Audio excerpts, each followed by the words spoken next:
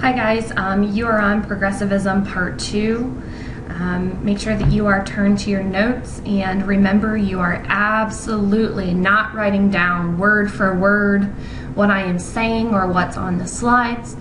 You should be taking big ideas and important concepts.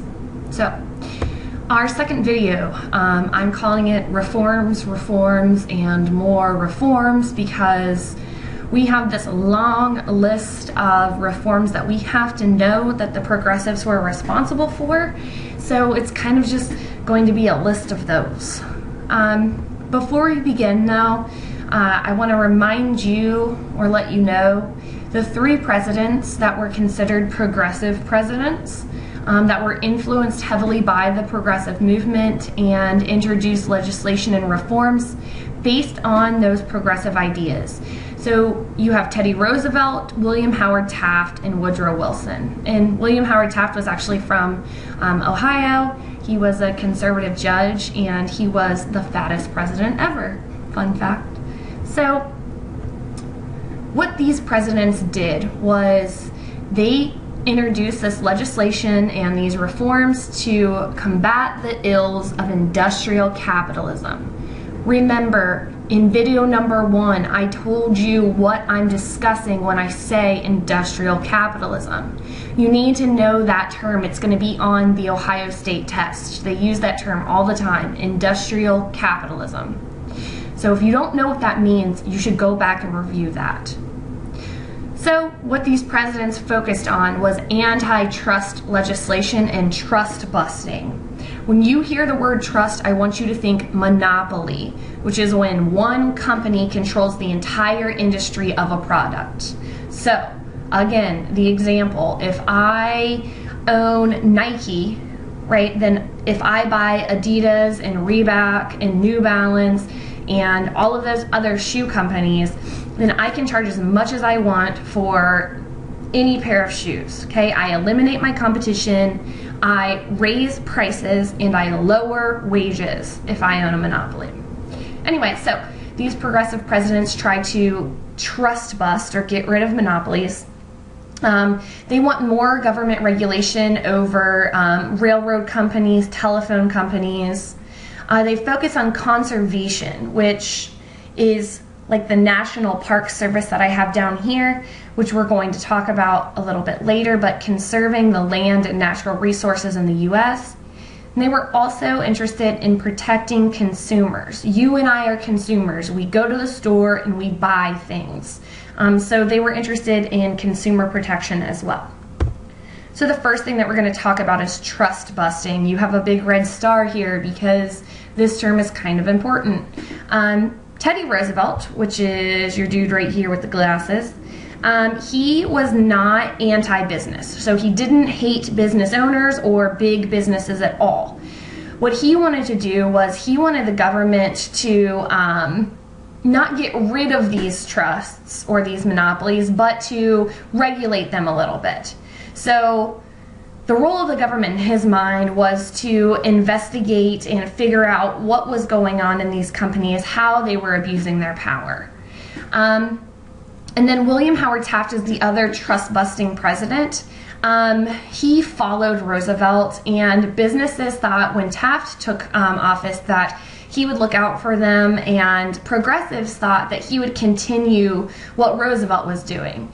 However, the business owners were quite shocked when Taft came to power. He destroyed trusts. So he was less about regulation and more about breaking up trusts and monopolies. He filed 90 antitrust suits, which are court cases against large companies. He taxed corporations on their profits. He passed safety legislation for mine workers.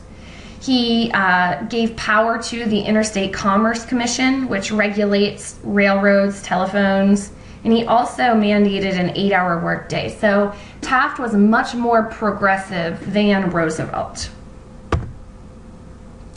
So we're going to start on this list of reforms that you should know. Again, do not write these word for word, but you should be able to understand the major concepts of each of these.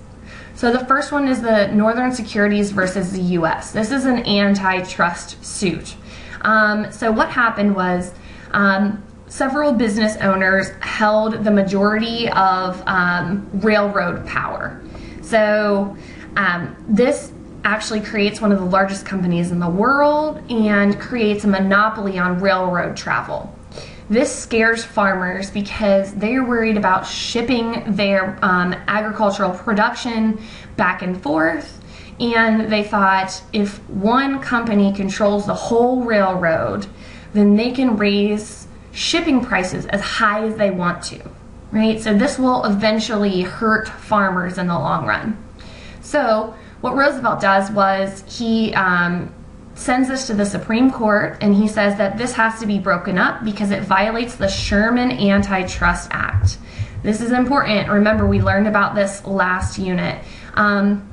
He said that it was an illegal combination of companies that restricted interstate commerce. And what this means is it just hurt trade between states. If I'm a farmer in Ohio and I'm trying to ship my goods to Pennsylvania, if I have to pay high shipping prices, then that's going to hurt my ability to trade with those people. So this is a huge legislative it creates a huge shift towards favoring, oh, my computer's gonna die, favoring the people and their needs over businesses. So the Hepburn Act of 1906 actually strengthens this Interstate Commerce Commission, which regulates railroads, and it specifically regulates how much money it costs to ship things on the railroad. Now this sounds great for farmers at first, but they actually work with the railroad companies to limit their competition and raise their rates. So the Hepburn Act was not successful for the everyday person. And then lastly is the Clinton Antitrust Act of 1914. So this outlawed specific things that restricted competition. But what's really important about the Clinton Antitrust Act, this is important, I'm telling you it's important, is that it gave unions the ability to protest, strike, and boycott legally. So this really created a great environment for people in unions. So there was also legislation introduced to protect consumers or people. Now, this legislation is influenced specifically by Upton Sinclair's The Jungle. Okay, remember Upton Sinclair was able to observe what it was like in the Chicago meatpacking and slaughter industry. He published a book about what was happening there, and the public was outraged. So you can see here this Housewives Alliance. They said that they weren't going to eat or buy meat until meat was properly inspected by the government. So this creates the government to push the Pure Food and Drug Act as well as the Meat Inspection Act. These were both passed on the same day in 1906. And what this does is it gives the U.S. government the power to regulate to regulate the sale and manufacturing of food and drugs. And I don't mean like cocaine, I mean like ibuprofen. So this is huge for the government. It creates the USDA as well as the FDA to regulate these things. What you need to know about this is because of these two acts, companies could no longer sell products that would harm consumers.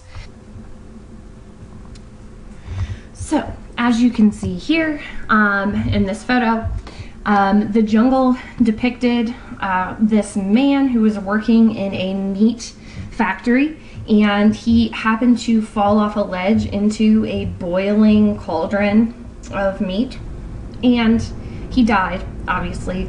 However, the company didn't retrieve his remains out of that big bowl of boiling meat, and they sold it to the people. So people were eating part of his remains with their meat. So these are the types of events that Upton Sinclair publicized and showed people in the jungle, and it led to this Pure Food and Drug Act as well as the Meat Inspection Act. So you also need to know about protection of the environment, and the term for this is conservation, and it means conserving natural resources Teddy Roosevelt was the real champion of conservation. He really was the first one to speak out about how natural resources were being used up at alarming rates because heavy industries were using them for production. So as you can see here, this photograph is a picture of a newly built dam, and this came from the Newlands Reclamation Act of 1902. So Teddy Roosevelt really pushed this one through Congress, and what this said was that federal money could be used to pay for irrigation and land development in dry western states. So farmers were struggling in these states because access to water was really limited. So the Newlands Reclamation Act actually gave money to those states to develop things like dams to help the farmers, and this was really successful. Teddy Roosevelt also created the United States Forest Service in 1905, and what this did was it regulated lumbering on land and it protected forests. So what I mean by regulated lumbering is that there was a limit on the amount of trees that could be cut down by businesses.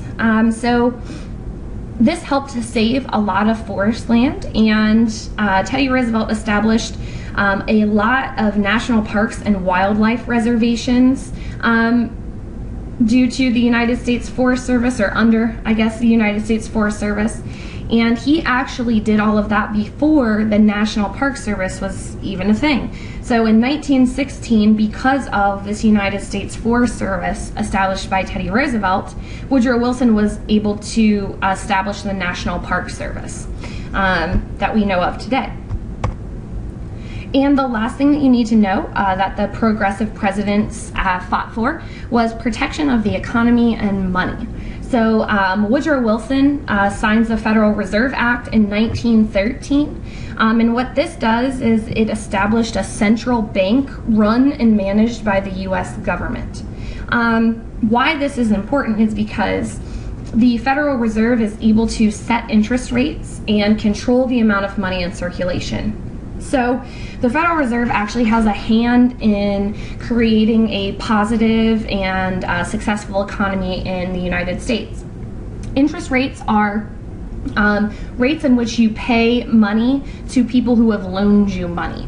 And it's important that the government is able to set interest rates because low interest rates make it easy for people to buy land, homes, to develop businesses. So this kind of encourages the success of the everyday person.